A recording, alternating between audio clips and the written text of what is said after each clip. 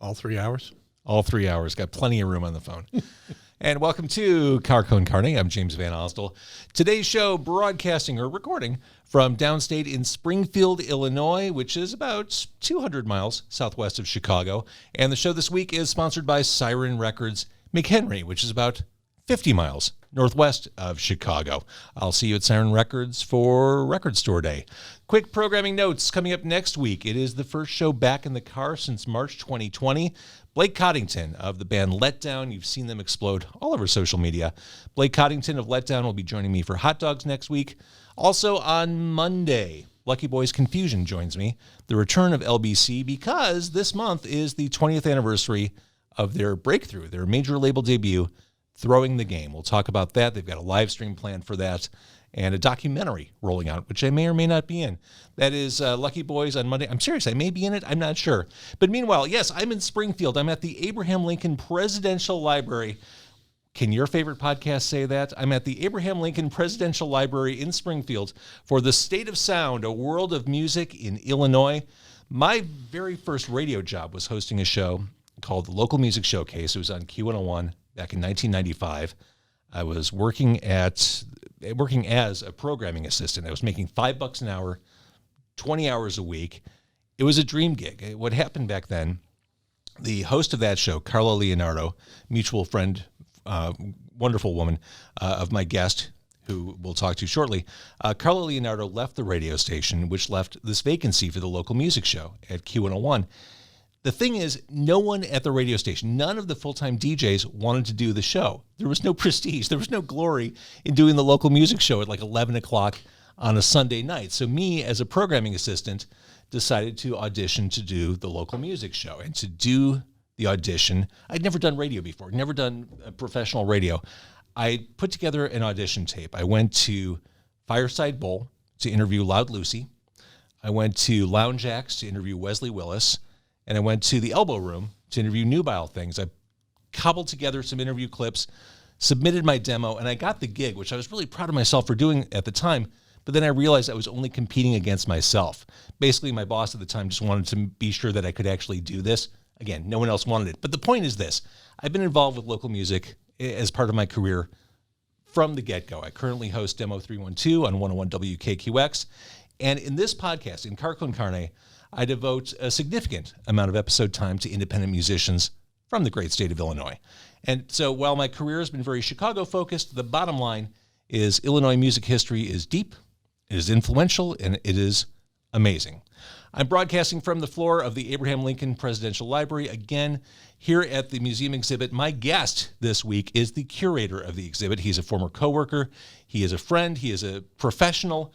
He is Lance Tawzer. Lance, it's been forever. It has. It has. Welcome to the State of Sound.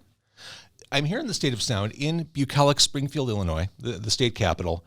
Let's just start from the beginning. What is the origin of this museum exhibit?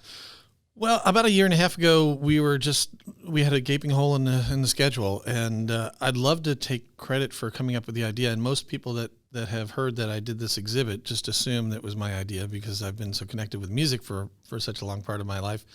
But it was not. Actually, one of my colleagues came to one of our sort of roundtable meetings, and it was just one of those little throw it on the table ideas at the time. We're like, there's been a lot of great music from Illinois, and that, we kind of bandied it about. And we went, well, and the more we talked about it, the more we thought, oh, how are we going to get our arms around that? Because if we want to do a more comprehensive or an inclusive kind of exhibit, it needs to include soul, and it needs to include gospel, it needs to include hip hop and everything, and the more we rattled off different genres and different artists, we're like, oh, that's a big undertaking. So it took us a while to kind of get our arms around how we might approach it, and we already knew that no matter what we did, there were going to be somebody's going to come in and go through the exhibit and go, how come that Loud Lucy's not in this Always. show? There's or Head East or something. There's somebody's going to come in with a chip on their shoulder. I like that you already have those artists in mind. Like what those pain points are when people are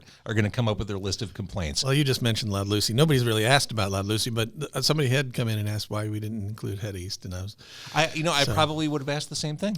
I'm sure you would have because you're a big fan. I know. I actually couldn't name a head East song, but I know sure. that they Never were. been any reason. Yeah. They also, before Rainbow had that big version of Since You've Been Gone, they had success with that. Yep. Yeah, we and in the rock genre, there was so many bands from Illinois. Oh, my God. And in fact, I think the kernel of idea that was thrown on the table was someone who really had a very narrow of what they thought Illinois music was. They thought it was REO, Cheap Trick, Sticks, Pumpkins. and sort of that middle of the road. Well, not that Smashing Pumpkins is middle of the road, but Like the 70s, 80s AOR type sure, stuff. Right. Yeah, and that was never going to be our focus. We really want people to come in with their own little set of tastes and discover some things that they didn't realize they had a connection to because either they live in Illinois or they're currently residing or whatever. So, we really wanted to challenge people. And there's music for everybody here, and there's definitely music that I'm sure people aren't that familiar with. So, and there's objects in here that people are like, what the heck is that? So hopefully minds will be a little bit expanded. I did a really cursory run through before we started recording, and we'll talk about the exhibit. But before we get to that, I thought about this as I was driving down here and as I was planning to come down here. What is it about local music, hometown music? What is it that makes people swell with hometown pride, that want to have bragging rights? And I broke it down to a couple things. I think in the case of local music, it's part of our culture. It kind of defines who we are as people. When someone from Rockford can say, yeah, I grew up down the block from where Rick Nielsen first picked up a guitar, or someone from Alsip can say, hey, Muddy Waters is buried here. It's part of the culture. It's part of the fabric of who we are, and that makes us, there's that pride, that boastfulness. Yeah, well, you're hit the nail on the head. That's what I'm hoping for as one of our big takeaway messages, is that if you didn't already have that in your back pocket, you walk through this exhibit and hopefully you go, wow, I never knew Miles Davis was from Alton. I never knew this. I never knew that. And we decided that we were going to include artists that may not have been born in Illinois, but they focused their career here. And so for example, Muddy Waters. Yeah. All the blues migration or jazz migration people. We include Louis Armstrong. We include a lot of people. But they Buddy Guy, all these people that sort of launched their careers here or focused their careers here. It's funny. We've had people ask why Nat King Cole isn't in the exhibit, because he lived in Chicago for a brief period of time. I think he was 8 when he moved here, and he was 15 when he left. So, not really an Illinois artist. Right. By the same token, you don't have anything from Patti Smith or Warren Zevon. Right. Yeah. Yeah. And we do include people that like the Mekons is a strange story coming from the UK, in 1980 and sort of engulfing into the local culture. So they came from Europe with this, punk thing, and then they come to the Midwest and suddenly become country artists. Well, yeah, suddenly John Langford is the patron saint of the Americana Renaissance. I know, and he's from Wales. Right. And the Mekons were such a cool, artistic punk band. He's still the coolest dude ever. He's actually going to book a show in Springfield and perform right here where we're standing. Get out. Yeah, he's this. And you were asking me about the artifacts. So a lot of the artifacts that are in the exhibit, we had, the byproduct of COVID was, and I never call it a benefit, was when I went calling, people were home. People who normally would be so busy in their lives or touring or getting ready to tour or recording or getting ready to record, got a weird email from some weird dude in Springfield and said, maybe I'll loan him something. And the most impressive aspects of those are when people really think about what they want to loan us, and it has a good story. And we interviewed Tim McElrath from Rise Against, and he loaned us a guitar that he saw as sort of the epitome of him sort of making it. And it's a relatively old guitar, but it was the first one that he got for free from Gibson. So they had gotten to a point where Gibson, a humongous guitar company, is handing them a $2,000 guitar. And so this is the one that really was the one where he felt legitimized, that maybe he wouldn't need to worry about a day job anytime soon. And so he had a really good story. And 3 a.m. truck stop on the Warped Tour, he buys these letters, these stickers, and he puts them on the back. and it says Out of Step, and it's a Minor Threat tribute. And all the people on the bus were saying, "You're ruining a $2,000 guitar." And he's like, "No, I'm making it better." And Sounds right. he's broken the headstock off. It's got, it's got so much, a great story, and means so much to him that those are the kind of things that I was looking for. People that really thought about what they wanted to contribute to the exhibit. So I very much appreciate him and most everybody else, of course, that loaned us some materials. When were you first aware of local music? Like, what was it? Those '80s bands? Was it REO, Survivor, Styx? Well, yeah. I mean, I grew up in Wheaton, and I'm 56, so I graduated high school in '83, and I joined Material Issue soon after I got out of high school, and Jim was this ridiculously driven guy that bristled against anything other than his eventual success. And he had a lot more drive than I did, even though I was kind of excited about it. And then when I tell people some of the stories of some of the gigs that we played, and I played on International Pop Overthrow, but my name is microscopic on it, and that's fine. But we did a little mini tour. He so desperately wanted like punk credentials or whatever it was, that he aligned himself with these bands that he felt had credibility. And so we did a little mini tour with the band The Effigies, where we went to Detroit and back and went somewhere else and back. And it wasn't a tour, so to speak, other than we were gone for about a week and a half. And it was, we get to Detroit, and there are fans of The Effigies that have The Effigies tattooed on their lips. And I'm like going, this is crazy. And I think the first ever real show I saw at Metro was the drummer of Material Issue at the time, Danny Thompson, was a big punk fan. And we saw The Exploited and Die Kreuz in there, and it was the first real mosh pit I ever saw. And I stood in the balcony with my mouth open going, this is a culture that I've never even been, exposed to before. So that really ingratiated me very early on to especially music in the city of Chicago, because some of the shows that we did with Material Issue include opening up for Soul Asylum at Club Dreamers, opening up for Chris Isaak at the Metro, opening up for the Golden Palominos at the Metro, opening up for the Replacements on the Tim Tour at the Vic. Oh man, we were the first of three. It was Material Issue, Map of the World, and then Replacements. And we were so green. We're backstage milling around, acting like, like the first time you've ever been in a real backstage before, because they had all the food laid out for the touring bands, and we were told we couldn't eat it. So we're like, oh, okay, well. It's like kids pressed against the glass. Right. So my parents actually went and saw that show in the balcony, and they weren't really enthusiastic with the show. But, I think about some of those your parents were looking at you on stage thinking, I wish he'd had a sandwich or something. He looks a little peaked. He could have used a meal before. At the time, I was pretty thin, too. So, so I had that experience. But then I realized that I needed to go and get an education. So I went, and after the drummer and I left Material Issue, I went and got a degree in music business from Elmhurst College. And then I formed the Lupins there, and then got all that other stuff happening. But so I've been dialed into the sort of the local music thing from kind of the get-go.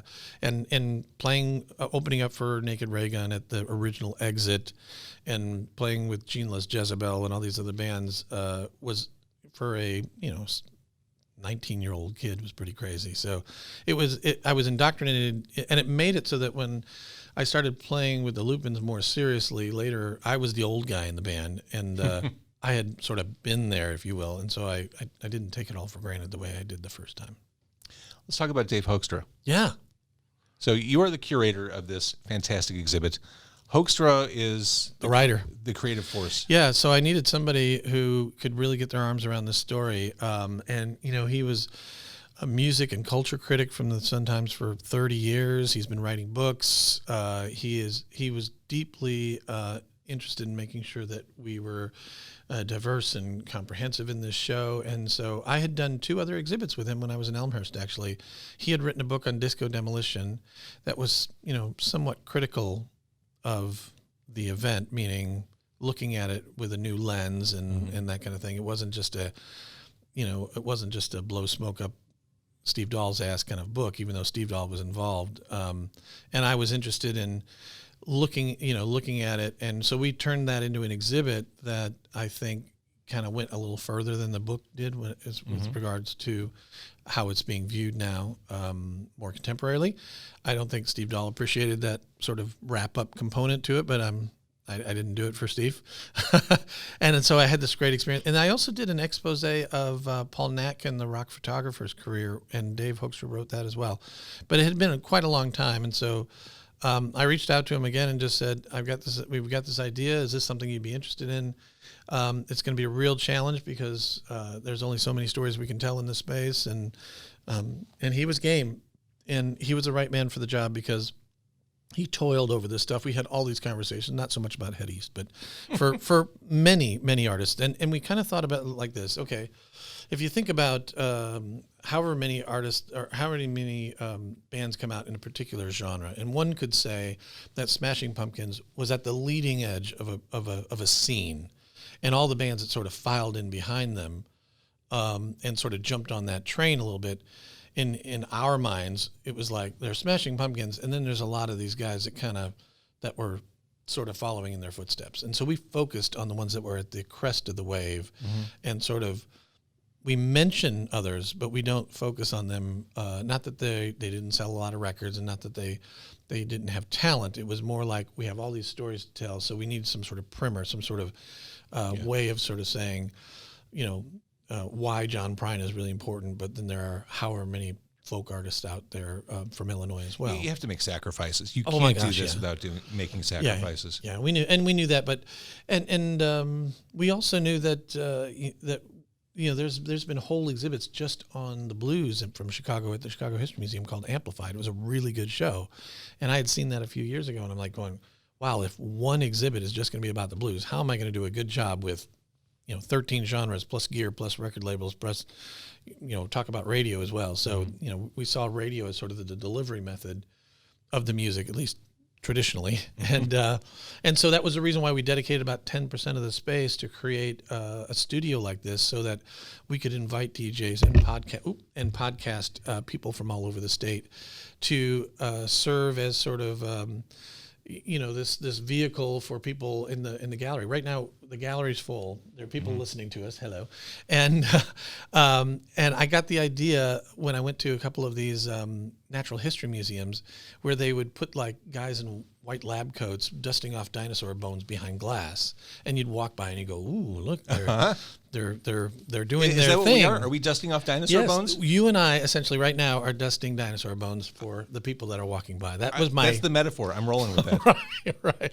We should get some white lab coats. But so that was my thought. I wanted a voyeuristic experience for the patrons coming through, and if they listen for 10 seconds or if they listen for 3 hours, they will have this experience of bearing witness to something happening that's right now. And I thought there was something unique and parallel to the way you first heard a song on AM radio when you were a kid, or FM radio, or whatever, however you were exposed to it.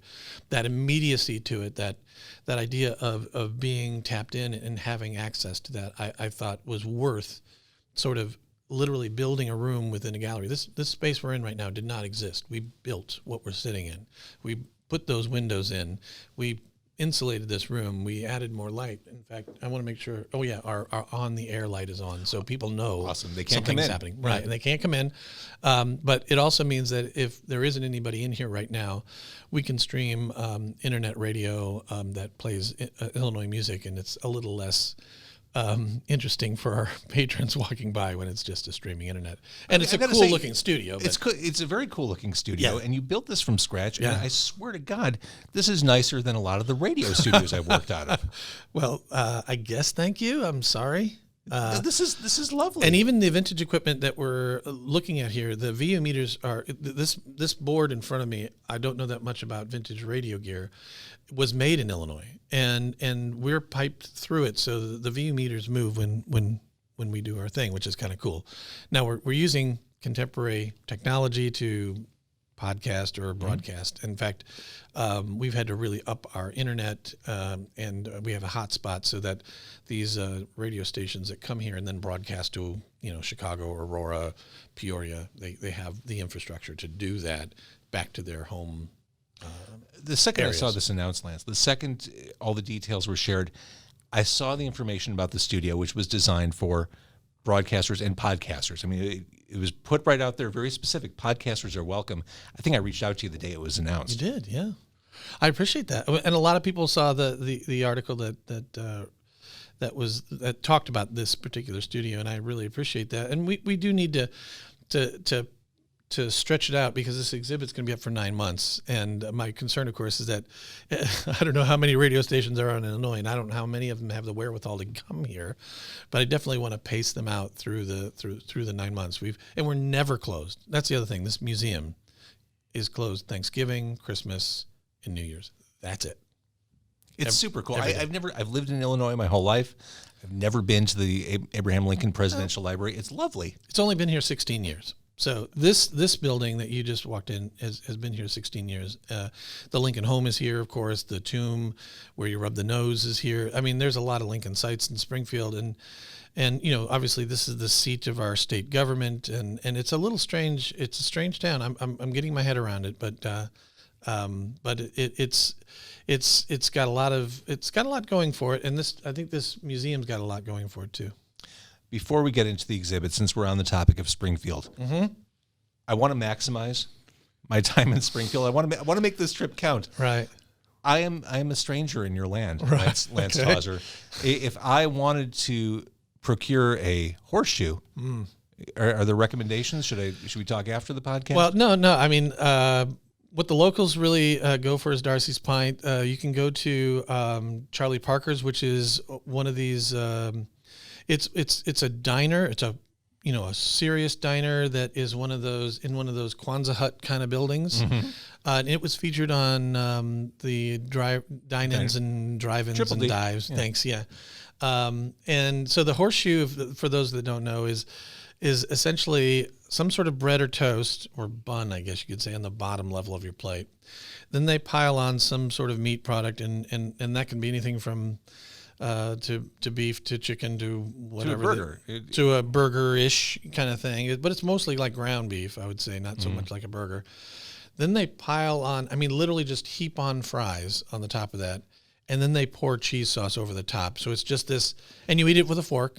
And they make half, they call them ponies because it is a mound of food. It's a heart attack on a plate. And they make a breakfast version, which is even kind of more disturbing, where they start with bread, then they put sausage, and then they put, I think it's hash browns or fries, but then they pour gravy on the top. Oh, yeah. Yeah. And I didn't know that much about a horseshoe. I think it was basically designed by a child that just said, yes, yes, yes, yes, yes, and then let's pour cheese on it. It is a thing. If you're going to dive in, and I know you're a food guy, I would say, go to Darcy's Pint and order a horseshoe and see how you do. The exhibit. Here we are again. We're broadcasting from the Abraham Lincoln Presidential Library, the State of Sound Museum exhibit. I did my cursory run through before we started recording. I already saw what has to be one of the coolest things of the exhibit: the Howlin' Wolf gun license. Right. So there's a really lovely story. So Howlin' Wolf's daughter's name is Betty Kelly, and she lives in the suburbs of Chicago. And when I first reached out to her, what's kind of sad is that she just didn't have a lot of materials. And I think she assumed that I wanted something big and sexy or something really, sort of iconic, if you will. And, the long and short of it is that Chester Burnett, Howlin' Wolf, he passed away in the mid-'70s, I believe. He didn't make a lot of money during his lifetime. And he didn't get put into the Rock and Roll Hall of Fame until 91 as an influencer. And so Betty was really lovely, and she just said, well, I don't have much, but I would be willing to loan you what I have. And actually what I think is really amazing about the materials that she loaned us was how personalized I think they are. So yeah, you can't go wrong with a 1966 gun license. Howlin' Wolf carried a handgun because you do. He was a black musician on the road getting underpaid and ripped off by label people, venue owners. Yeah, I get it. Isn't that awesome? His shaving brush, very personal item. Harmonica in the key of A, which is a big blues key. And two things that she had from her collection that happened after his passing included his Rock and Roll Hall of Fame plaque from 91. And then in 1994, the U.S. Postage put out a bunch of blues artists on stamps. And so she got one of these commemorative sort of plaques that commemorated his postage stamp. So, I mean, I am deeply humbled by the fact that people were willing to loan us things that they thought about what they wanted to loan us. And if they didn't have much, I still think those are pretty impactful, even though the size of a gun licenses like that, it's not as... It is very personal. Yeah. It is something that the public would never, ever see. Yeah. To your point earlier about artists who moved to Chicago and made their career out, or Illinois, forgive me. Sorry, I'm Homer focused. That's okay. Howlin' Wolf moved to Chicago because of Chess Records in 1951. Would you agree, Lance Tawzer, curator of the State of Sound Museum exhibit, that Smokestack Lightning has the coolest guitar intro of all blues songs? It's just one of the cool. You can't get much cooler than that. I would say his voice that that had so much soul in it that just rips through your spine. Mm-hmm. That riff is unbelievable, and there's even a harmonica solo in the middle of that song too. I mean, it is a perfect tune, and I think he doesn't get enough credit about being so unique. And he was a 6'3" or 6'4" guy, 250 pounds, and his voice was like 500 pounds. His voice was supernatural. Yeah. It was like, melt your face. And I think, for us, we realized that, Muddy Waters, and I'll tell you a quick story about Muddy Waters. So I had reached out to his son, Joe Morganfield, and we were going back and forth about what he might want to loan us, and then he had a heart attack and passed away himself. Joe Morganfield at age 56. He's the same age as me. And so, at that point, I wasn't going to call up his sister. I wasn't going to. We made sure that Muddy Waters is represented in the exhibit in whatever way we could, but the approach was not to just feature memorabilia. The idea was to borrow things from the families or from the artists themselves. And so he's in here. He's in the documentaries. We have some produced or published materials there, but that there was again, John Prine passed away during COVID, right? And his family thought real long and hard about whether they wanted to lend us, and they decided to lend us this collection of knickknacks or tchotchkes or doodads or whatever you want to call it. So when he stopped drinking, when he got sober, he got stage fright, and he would have a little card table on the side of the stage, and he'd be playing, and every once in a while he'd get a little wigged out, and he'd look over, and here on this little card table was goofy little hot dog figurines and pictures of his kids or grandkids or coins and goofy little things that helped him recenter. An Archie comic book. And Archie comic book. Again, these are things that he would do, and he always put a quarter, nickel, dime, penny on there. He had some rituals and things. So they actually took a picture of how he would have done it, and they sent it to us, and we tried to lay it out as best we could. I love the personal approach because, amazing. To your point about memorabilia, we could see that stuff on the internet. Oh, yeah. We could see whatever we want to see, but it is that connection to the artist that we don't get on the internet that we need to see come to life here. I love that stuff. And John Prine, I asked you the question earlier about what was your first understanding of local music. Now that I think about it, for me, it was probably John Prine because that's what my parents liked. Oh, yeah. My parents, I think before I was aware of Cheap Trick, before I was aware of Styx, it was John Prine. Sure. And here's a guy, you said it, he died in April of last year, Grammy winner. Sam Stone is still one of those monumental, Angel from Montgomery. These are monumental recordings. Yeah. He's also sort of considered sort of the musician's musician, too.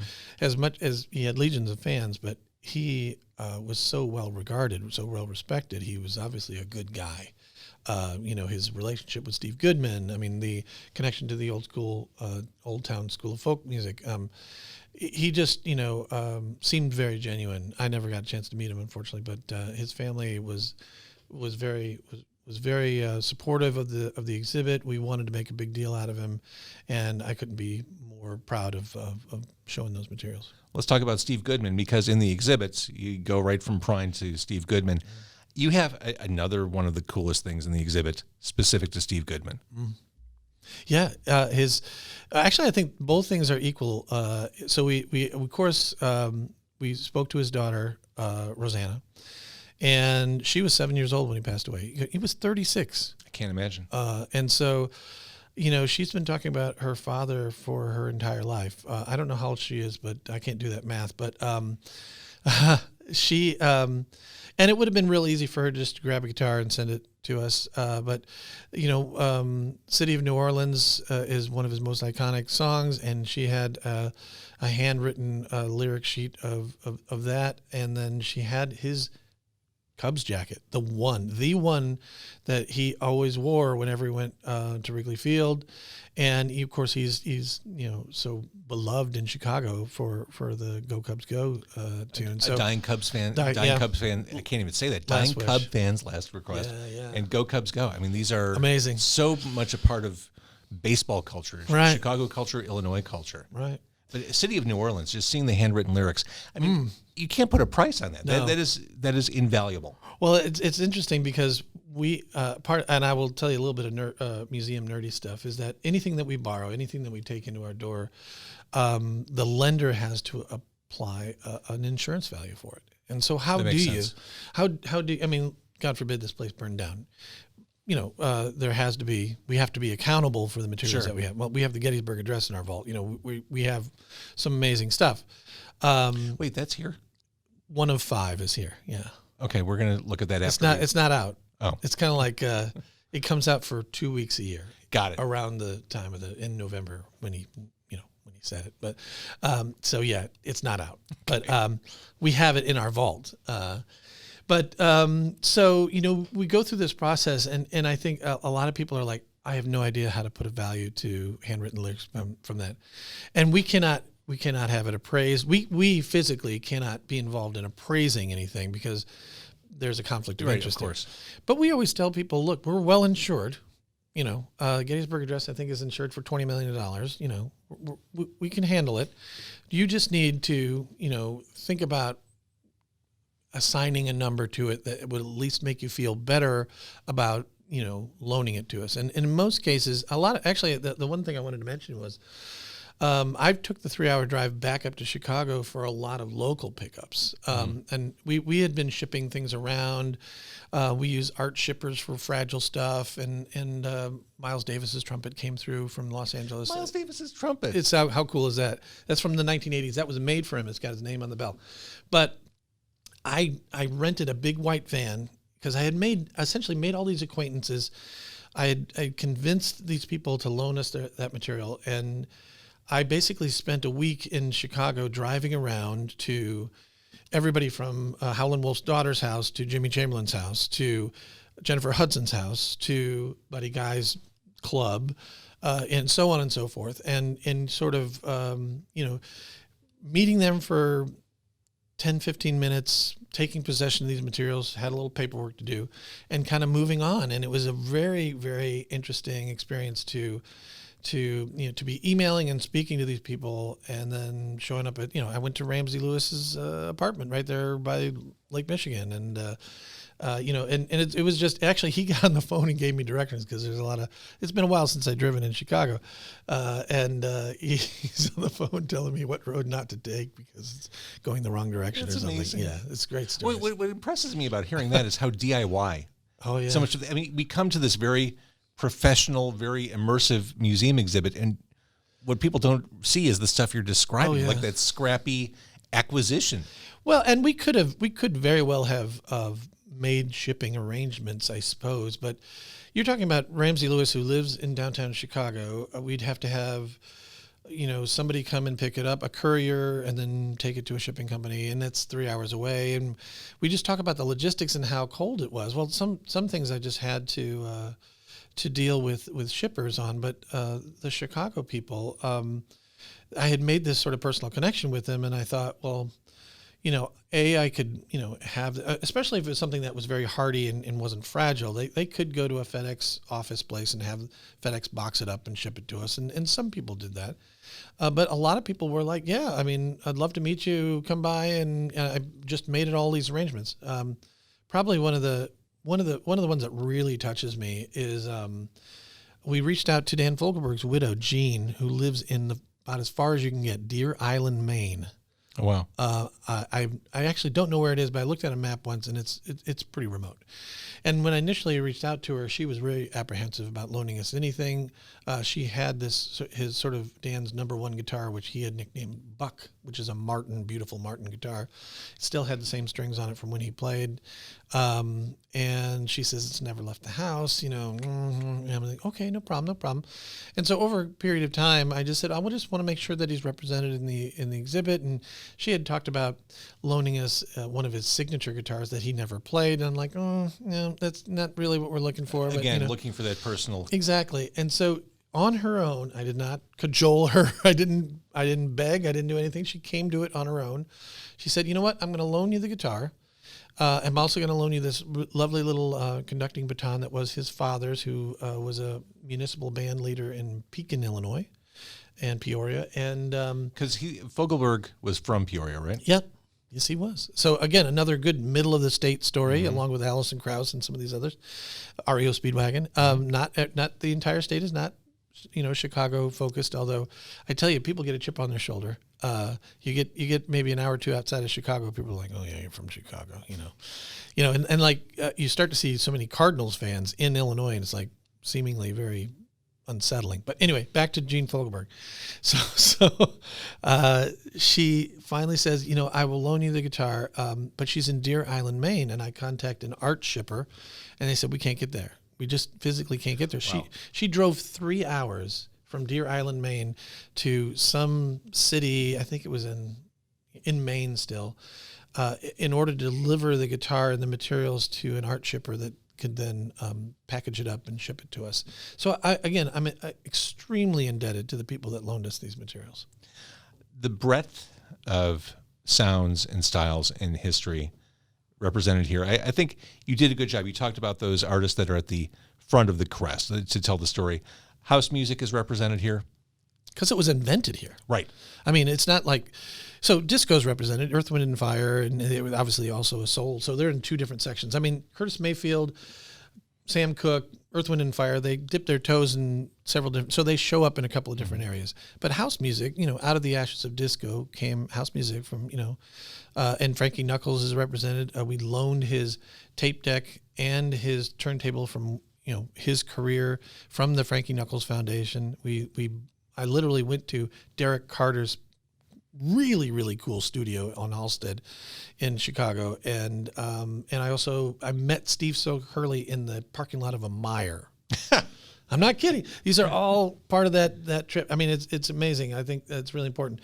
And we can't not mention the Ministry crazy looking microphone stand. So that was shipped, I think it was it comes in a road case because it's a touring prop. And Ministry uses a lot of very macabre things. And this particular microphone stand is one of several that were made by a company in New York called, it doesn't matter who made it. But it looks kind of like the cross between an oversized syringe and sort of skeleton bat wings made out of metal with a human skull on the top. Mm-hmm. I'm not doing it justice. It's crazy looking. Well, I think you're painting a fair enough picture of it. It is quintessential Ministry. Yeah, it's pretty crazy. And apparently the middle clear acrylic tube was dialed into their lighting show and would do all sorts of crazy things as well. But as I was mentioning, the fun story is that when it showed up, there was some liquid inside that sort of added to the light show. I guess it needed liquid to do something, but it was about a third way down and had been leaking. And our curators and our conservators here, basically the red light started flashing. They were freaking out. They wanted to get hazmat suits on and goggles, and we didn't know what it was. And we called Ministry's manager and said, do you have any idea what the fluid that's leaking out of there? And they said, no, I just asked Al, and he thinks it's the same liquid and snow globes. And I'm like, pretty sure it's not that, but okay. And so we finally get a hold of the guy who made it in Brooklyn, and we had a whole team around, and we're like, oh, what is it? What is it? What is it? Because my assumption was it was either like, embalming fluid or something really sinister, and it turned out to be baby oil. So Baby oil. So we were able to clean it up. We drained it, and then we put it in an artifact case, and we've lit it up. And it is probably one of the more unique pieces in here, and it's got its own story. It's been around the world on the Defibrillator tour in 2012, as well as another tour or two, apparently. And it had been sort of taken off the tour and was sitting in the lobby of their offices in Los Angeles. Significant band. Oh yeah, in the history. Talk of about ones at the crest, Yeah. of that wave. I mean, you very, very important. And so for us, we reached out to Kanye West. He didn't respond. We reached out to Chance the Rapper. I had Chance the Rapper's father's email, but he was in the middle of changing managers and really embroiled in something. And I was really hoping that Chance, but then we ended up getting something from Common. We got something from Jennifer Hudson. Well, no, you didn't just get something from Common. Yeah, some cool stuff. Yeah, so we have the custom-made Prada suit that he wore at the Oscars in 2015 when he sang with John Legend from the song that in the movie that he actually starred in, from the movie Selma. The song's called Glory. And so he loaned us the suit. He also loaned us the conductor score and some other stuff. He actually loaned us a movie prop to a movie I wasn't even familiar with called Just Right, where he was in a romantic comedy as a basketball player with Queen Latifah. So cool. Yeah.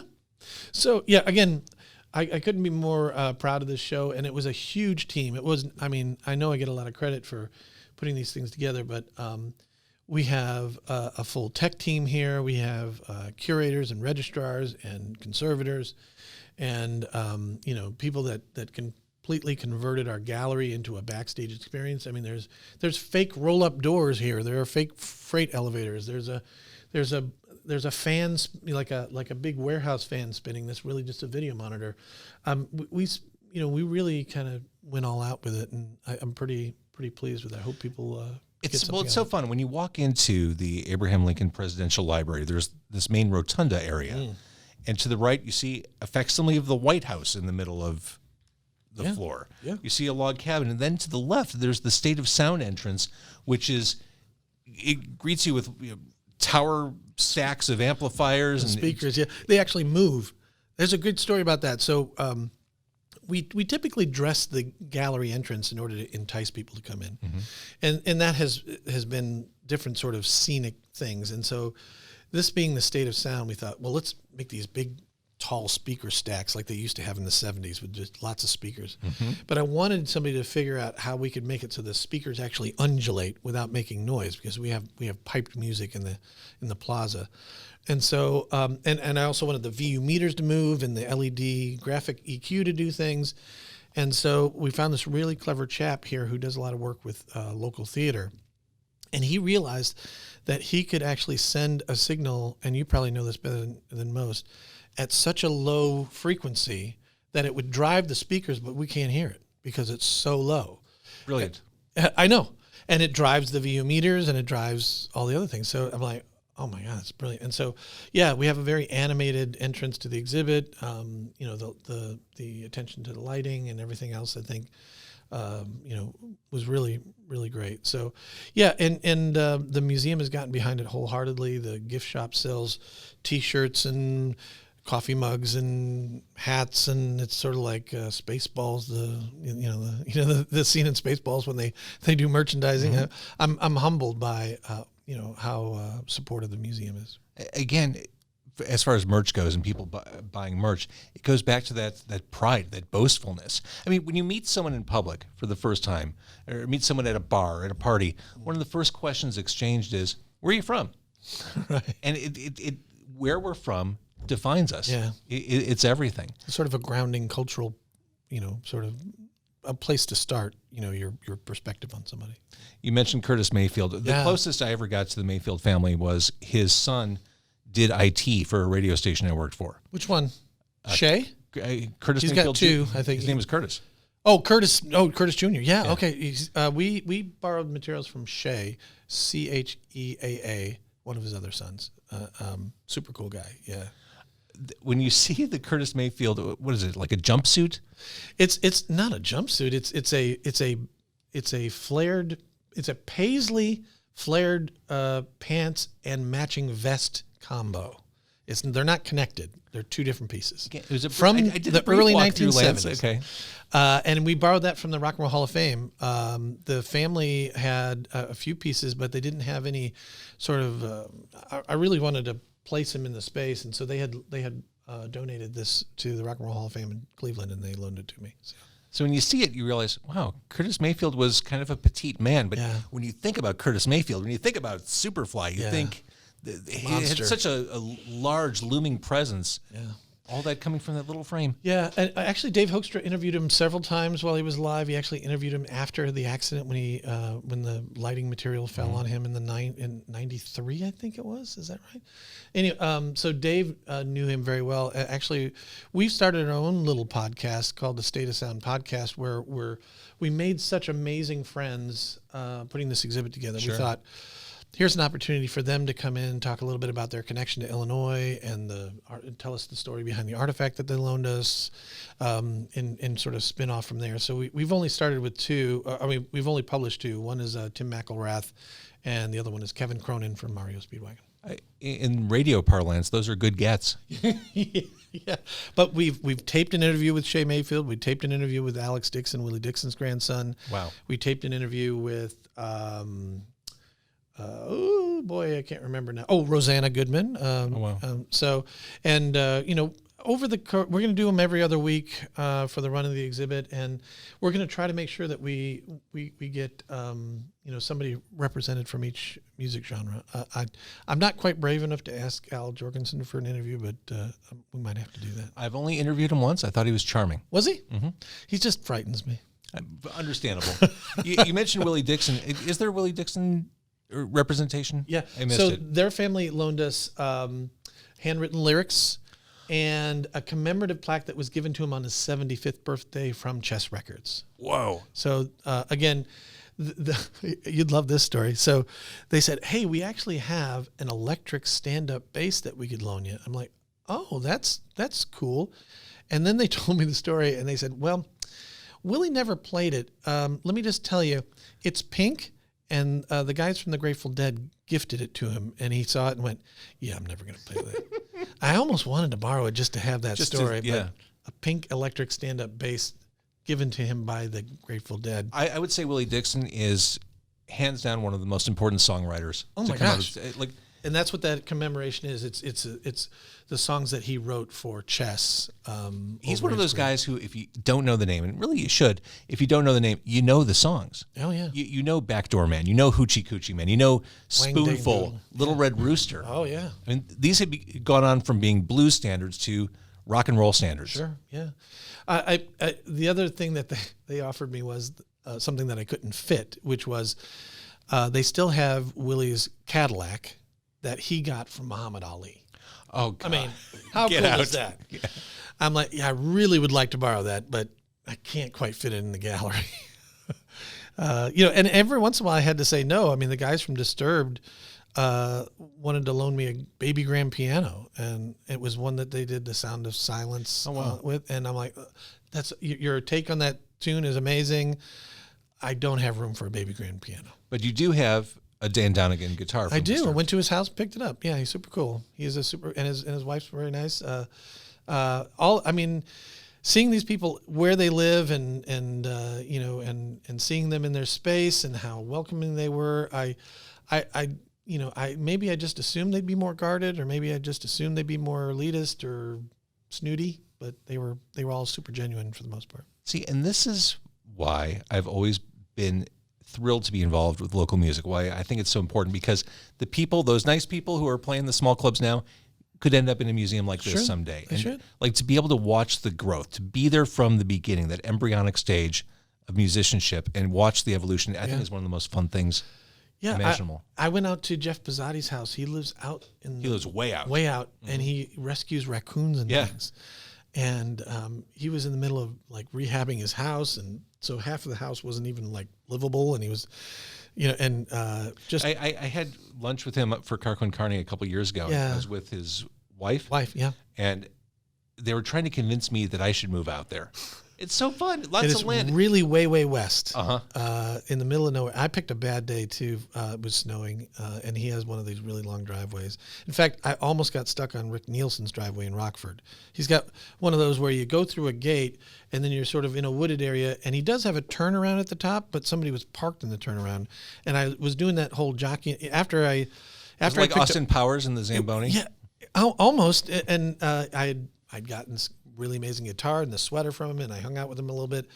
And then I'm in this big white van going back and forth 3 inches trying to get out of his driveway. It was sort of, escape from Rick Nielsen's driveway. And were you thinking, I hope he's not watching from the window. I hope he's not watching. Please don't be watching. I imagine he was definitely watching when I got there because I was a little early, and he was doing Zoom interviews for their upcoming Australian tour.